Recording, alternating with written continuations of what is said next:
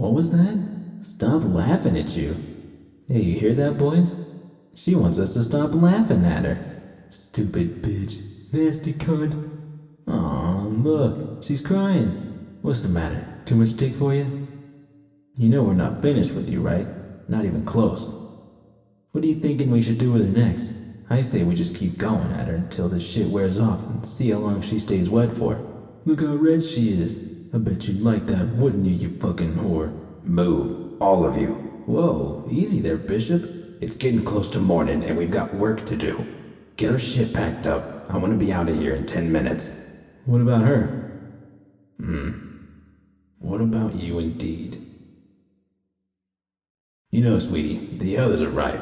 We really should keep you here and turn you into our next star. Could put together a whole series that runs longer than Watson Horror. But I'm a patient man. I'll wait. But before we cut you loose... Good shot, Bishop, right in the fucking face. Hey, let's all take a turn spitting on her. Might as well since she did all the swallowing. Stop! I bolted upright, shrieking at the top of my lungs and pausing only so I could heave for breath. By the time I stopped, my throat had turned raw. God damn it. Why the fuck were they so cruel?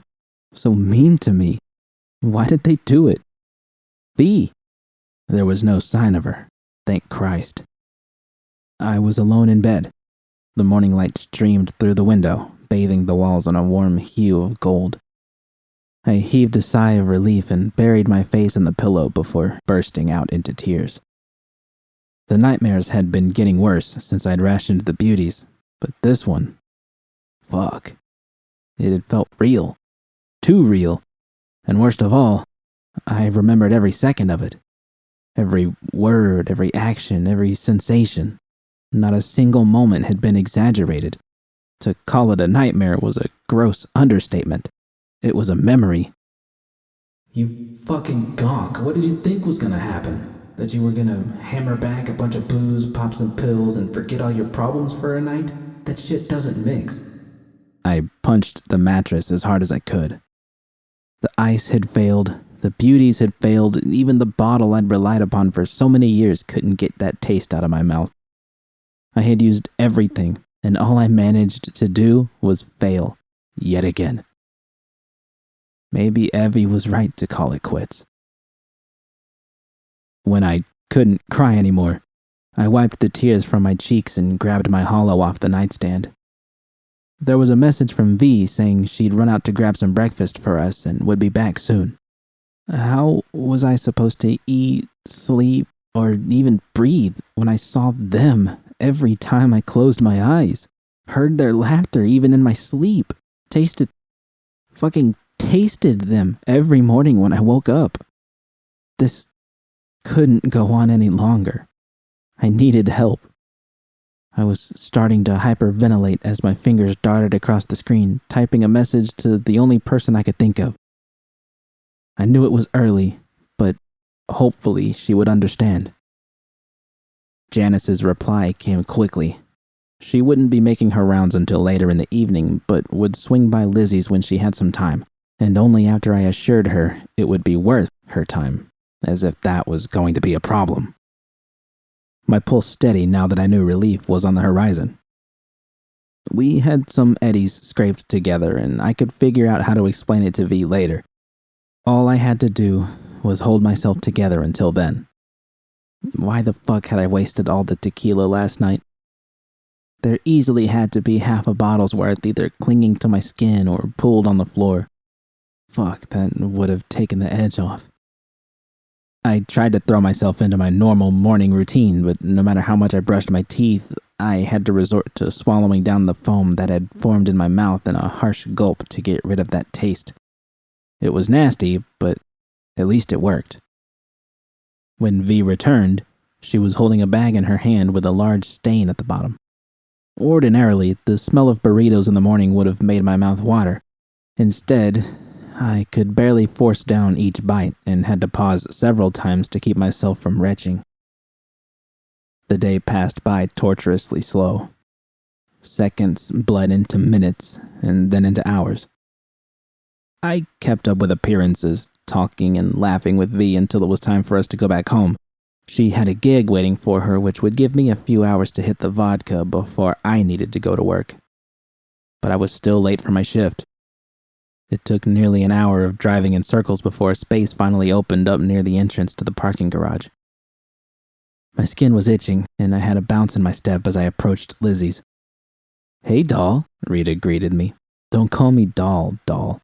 Rita swung her bat in front of me, blocking the doorway. "Heard a mutual chum of ours is gonna swing by in a bit." "She fucking told you?" I fumed. "So much for privacy." "Relax, Jude. She just wanted to double check that you'd be here. She wasn't too thrilled with how things went down last time. I vouched for you." I didn't like that Rita had been talking about me behind my back, even if it was to go to bat for me. I get that, but I already told her I was going to show up with Eddie's, and that's not going to cut it for someone like Janice. Lizzie's ain't her territory, Jude. Every minute she's up here talking to someone she barely knows is one she's not raking in business from her usual customers on her own stomping grounds. Whatever. I moved toward the door, wondering if I would walk right into her bat, but Rita lifted it at the last second, allowing me to pass.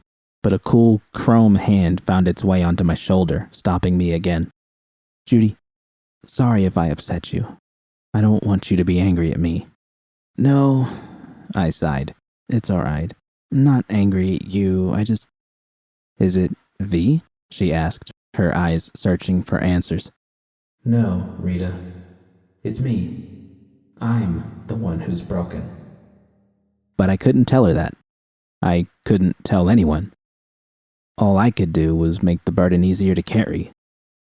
Things had been going well right up until I reached the point I tried to cut myself off from everything all at once. I would be smarter about it this time, but I needed something to carry me over for a few weeks. "No, it's not V." "You sure? I haven't seen her around very much lately." My brow narrowed. "You keeping tabs on us?" "Why?" Rita laughed and lazily swung the bat through the air. "Doll, I'll always keep an eye on you. You can't expect me not to." She nodded towards the entrance. "Go on in. I'll talk to you later." "Thanks, Rita." I felt heat rising to my cheeks as I turned and walked inside. Now the paranoia was setting in, and I was confusing genuine friendship for something much more sinister. Great. Fortunately, Susie was nowhere to be seen. I didn't want to get reamed out by her for being a few minutes late. Hell, it wasn't like she was the one having to go under the wreath every night.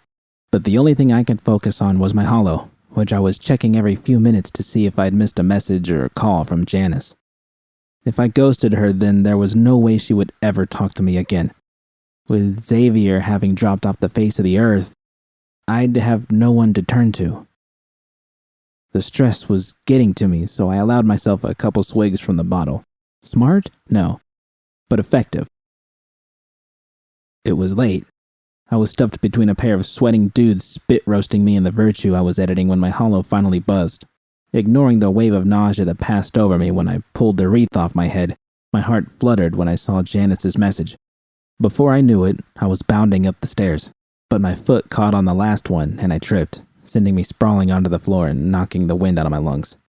"Fuck!" I shouted, ignoring the rawness in my throat from earlier in the morning. I pulled myself to my feet and pressed forward, as though my life depended on it. When I turned the corner, I quickly spotted her near the end of the bar. She wore the same jacket and the same suspicious look in her eyes from our last meeting. "Hey," I said, taking a seat next to her. "Hey, you bring Eddie's this time?" "Yeah, I'm looking to buy. Really sorry about last time." "Don't worry about it. Rita says you're good for it. So, what do you need?" I took a moment to rub some of the pain away from my shin and flagged Mateo down. His eyes darted between us, and that same knowing look flashed behind his eyes. "Hey, Judy, get you something?" "Vodka tonic." I glanced at Janice, who shook her head. "Anything else?" "That's it." Mateo nodded and began mixing my drink. I turned my attention back to Janice. "Don't suppose you've had any luck getting your hands on beauties? Those are definitely what I'm after." "Already told you, I don't deal in the medical stuff. The Sandman is what I got." Fuck. Aside from the dubious look of the cylinder she'd shown me earlier, it was also expensive as fuck, and I couldn't resort to haggling so soon. "Besides that, what else you got?" Janice sighed and leaned against the bar. Got dust, cockroaches, snap coke, RPM, sin, candy, lace. You okay? You seem a little distracted. Distracted? How could I not be? Just the mention of lace was enough to send a shiver up my spine, as it always seemed to. Lace had a terrible reputation on the streets, one which was well deserved when it was heavily abused. It was easy to spot an addict, their trademark black lips being a dead giveaway, and it was all too easy to get addicted. But I knew how to handle it now, having learned all the tricks years ago. Hold the inhaler at an angle, breathe light, push the air all the way out of your lungs after taking a hit. It wasn't hard to dull the effects. It really wasn't all that bad. No, I'm just thinking. Is that right? Janice said skeptically. You just thinking, huh? I swear, if you're wasting my time, she's not wasting your time, Janice. I turned, surprised to see Rita standing behind me. What was she doing here? Maybe if you gave your prospective customers a little taste of the wares, they might be more willing to buy. This ain't your turf after all. Taste of the wares? I wasn't looking to get high. At least not right now. Sleep. Something to take the dreams away. That was what I needed. However, if Rita was willing to go to bat for me again, then perhaps I could swing a discount. I still hadn't thought up an excuse to tell V, and every eddy counted. Janice was tapping her fingers against the counter, seemingly considering her options. Finally, a small smile spread across her lips. You're lucky you got this one looking out for you, Janice pointed at Rita. One of my best customers, Rita is. So, if you be buying, I'd be willing to give you a taste of something. I suddenly felt like a kid in a candy store. Anything I wanted, whatever she was carrying in all of those pockets of hers, all I had to do was ask. Sandman. That was what I needed, and a small sample would, knock me out? No, I needed to buy that shit, not use it right away. In fact, I didn't need to use anything right now. So why were my eyes darting from one pocket to the next? And why did they keep finding their way back to that one particular pocket? Janice saw where my attention was being drawn to. I licked my lips as she drew the inhaler from her pocket. Excitement and dread flooded over me. This was a bad idea, but... Lace? Janice asked, extending it to me. All I had to do was take it and breathe it in. But my hands stayed at my side. Just booze, sleeping meds. All those were one thing. Lace was a whole other level of craziness. But I knew how to handle it.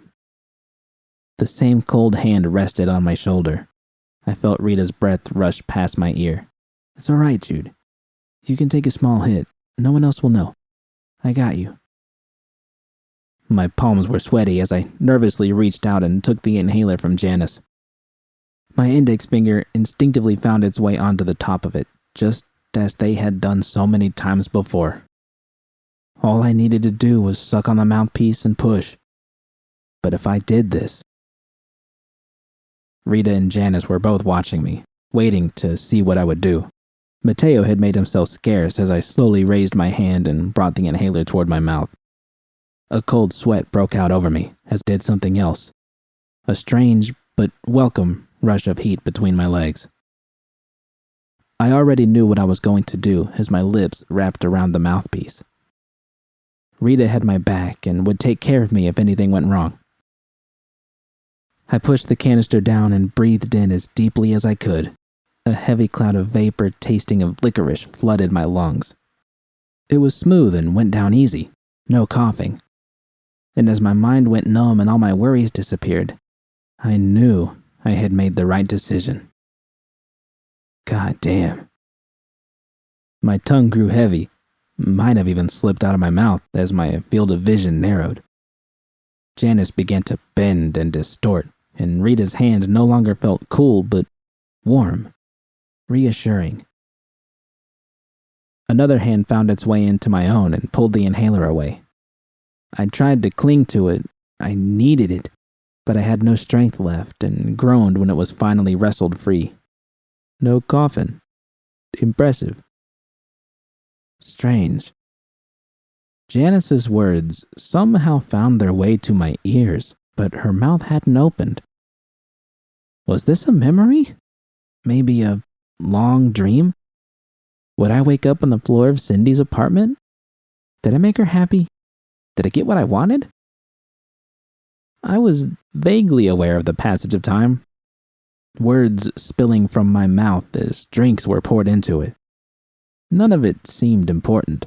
All that mattered was the warmth of Rita's hand, which never left my shoulder, and the delicious bliss of numbness I had craved for far longer than I knew. Eventually, the illuminated bar top was replaced by a cold, gray desk. Purple lasers were swapped with harsh fluorescent lights. My ass was no longer planted on an unforgiving bar stool, but rather a much more comfortable chair I was leaning back in. But what was most disorienting was Janice. She had purple hair now, and a large mox tattoo above her perky tits. I startled out of my trance. Where? Rita stepped closer and leaned over me. You're in your den, Jude. Everything's okay. My eyes widened. I'd gotten so hung up on wanting to get fucked up that I'd forgotten, or simply not given a fuck, that a full hit usually resulted in me blacking out. Shit. But Rita chuckled at me before I could panic. Don't worry. I didn't need to carry you off or anything. You were mobile. It's past closing, and you and I are the only ones here. Mateo knows to keep his lips sealed. What did I... Fuck, my mouth is still fuzzy. What did I do? Rita's brow narrowed. What do you mean? Did I make a fucking fool out of myself? Please don't tell me I spent all my eddies. No, you didn't make a fool out of yourself or spend all your eddies. I kept an eye on you, just like I said I would. The only thing you bought was this. Rita held up a black cylinder. Sandman? Yep, 1 vial's worth. I had to lay into Janice a bit. She was trying to push all kinds of shit on you. I almost let you get some dust, but I figured you weren't looking to go on a spending spree. I leaned back and closed my eyes, trying to relax, but my stomach sank further with every breath I took. 1,000 eddies. Fuck, that would be damned hard to explain to V. I'd convinced myself I would have time to think up an excuse, but now I would need to hurry. Even if she wasn't checking our balance, I couldn't risk her stumbling across this. Should have just taken me home, I groaned. The cold touch of steel against my lips startled me. These lips of yours, Rita purred. I didn't think you would want V to see him like this. So black, so plump. Oh, fuck. What had I been thinking? Had I been thinking? It was easy to spot a lace addict, and my lips had to be as black as the night sky. If I had gone home, Jesus, I would have fucked everything up with V. Maybe that would have been for the best. She had gotten her shit together and didn't need to be anchored down by someone as fucked up as I was. That hadn't happened, though. Rita had kept me out of trouble, just as she said she would. But she was still touching my lips. What are you doing? I don't know, she mused. What am I doing?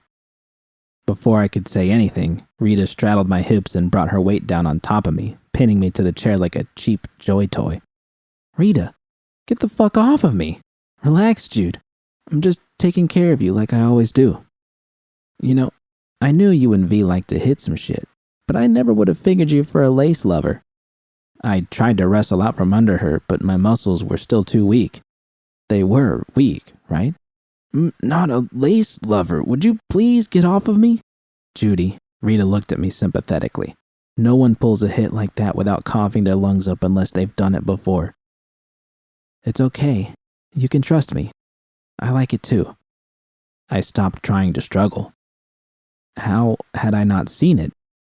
Her lips were a slick shade of black, just as they had been the day we'd gone to her place to pick up my van. Rita leaned closer, bringing her face, her lips, inches away from my own. I smelled a hint of licorice on her breath, sending a jolt between my legs that made me squirm, and I knew the same thing was happening to her as she smelled my own and ground against me. We understood each other. Rita. I gasped as Rita dragged her finger across my lower lip, forcing them apart. It would have been easy to keep my teeth clenched together and deny her entry, but I didn't. Instead, I opened my mouth wider and allowed the digit to rest upon my tongue. Rita's chest was heaving. Her tits weren't as impressive as V's, but it was easy to imagine how smooth her real skin would feel pressed against my palms. She nestled into the crook of my neck and kissed me behind my ear. "You deserve so much more," she whispered as I pressed against her. "Just let me take care of you, Jude. I'll make you come so hard you'll forget all about V." No. I had to stop, find a way to speak up. V was probably at home right now, waiting for me to walk in so she could put me to bed. And here I was, wondering how it would feel to bottom for Rita. She could snap me like a twig if she wanted to. You don't deserve V. Let her go. My lips closed around Rita's finger, my cheeks hollowing as I sucked on the digit which forced a moan from her. I'd never heard Rita make such a sound before. It turned me on, made me wet, made me want to see what else there was to discover about her, if she was just as broken as I was. I believe in you, Judy. No! I pushed back with all of my strength and was barely able to get Rita off of me. As soon as I was free, I bolted out of the chair and rushed behind my desk. I don't know why I was cowering behind it. Perhaps so there was something between us that would keep me from crashing right back into her. My panties were soaked. "Judy, it's okay. You don't need—" "Fuck you," I shouted. "What did you do to me while I was blacked out?" Rita blinked. "I just got you down here is all. Come on, Jude, you can't—" "Don't call me Jude. Fine, Judy, whatever. You can't pretend you didn't want this, that you still don't. We're the same, don't you see?" I saw it all right, all too well. I didn't know much about Rita's past, probably less than she knew of my own. But the desperation in her eyes was something I was very much familiar with.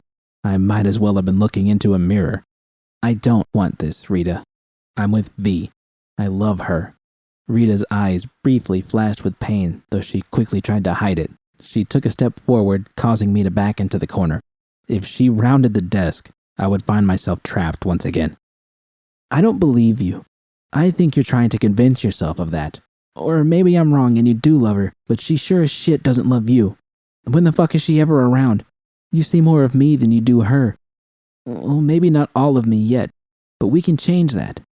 She took another step, closing off any chance I had of getting past her.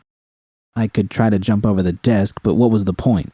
I had nowhere to run to, and even if I did, she could probably catch me without breaking a sweat. There was only one way out. I marched forward, stopping just inches before colliding with her, and pointed an accusing finger in her face. "She does love me, you cunt. You know how I know that? 'Cause she's not the one pushing all kinds of shit on me and trying to get in my pants. So unless you plan to rape me, or—" I doubled over and puked all over the floor. But even as my eyes watered and my stomach seized, I still had enough sense to swipe Rita's hand away. When a thick pool of vomit lay beneath me, I wiped at my mouth and looked up at Rita. She was staring back at me in shock. "Judy." "Get the fuck out of here," I spat. "And don't you ever talk to me again." Rita's eyes were brimming with tears. Finally, she spun around and stormed out of my den. As soon as the door closed behind her, I let out a long sigh. I staggered back to my feet and collapsed into my chair like a ton of bricks. V. I had come within an inch of cheating on her. Why? What the fuck was happening to me? She didn't deserve someone as wretched and fucked up as I was. No one did. I checked the time. V would be expecting me home soon, but if I walked into our apartment like this... No. She was seeing things far more clearly now, and this wasn't something I could hide. Unless... The small bathroom next to my den wasn't much, but it had the bare necessities I needed for when I pulled an all-nighter. Soap, some cheap perfume V had bought me years ago, a toothbrush, toothpaste, and of course, my makeup and lipstick. Oh, fuck, I muttered when I saw my reflection in the mirror. My hair was still a vibrant shade of blue, but that was all I could recognize. My skin was pale, and the whites in my eyes had turned a sickening shade of pink, and my lips were jet black. Shit. V had seen more than her fair share of lace addicts and would know exactly what I had done as soon as I walked through the door. The lipstick was a bright shade of red, a color I'd stuck with for years. V had told me it made me look sexy, not like a whore. She'd been quick to throw that last part in when I'd raised an eyebrow at her. Sultry, mysterious, those had been her words. But I really was just a whore. Maybe I didn't sell myself for eddies, but I knew exactly how to trade for something I wanted. My abuelo wouldn't read me a story. I'd give him kisses on the cheek until he did. Cindy wanted me to come over and eat her out. She'd better have some lace and be ready to give me a ride to a party later on. V wanted to be forgiven? Then let me use our fucking eddies so I could chase my dreams. I sighed. It had been a long time since I had performed this ritual. The last time had been the day I'd left Cindy for good. Who was laughing upstairs? I thought Rita had said the place was emptied out. I spread the lipstick as evenly as I could, considering my coordination was for shit. A thick coating was the key. It might look good at the moment, but it needed to look good later on too. But it didn't. It was obvious what I was doing. Rather than a slick coating of red that would make me look sultry, a burnt maroon was sloppily pasted over my lips. Would they please shut the fuck up and stop laughing? My eyes began to prickle as heat rushed to my cheeks. I pulled back my lips, revealing my teeth, and began smearing the lipstick all across my face. Shut up. Shut up. Shut up. Shut up. Stop laughing at me! My scream echoed off the tile walls, as did the wailing that followed. I didn't have a home to go to anymore. No family to talk to, and the one choom I had thought I had left only seemed interested in trying to fuck me. There was no happiness to be found anymore, and nothing I did was helping. I was terrified to go to sleep and disgusted to be awake. Life. What a fucking joke. I had no life.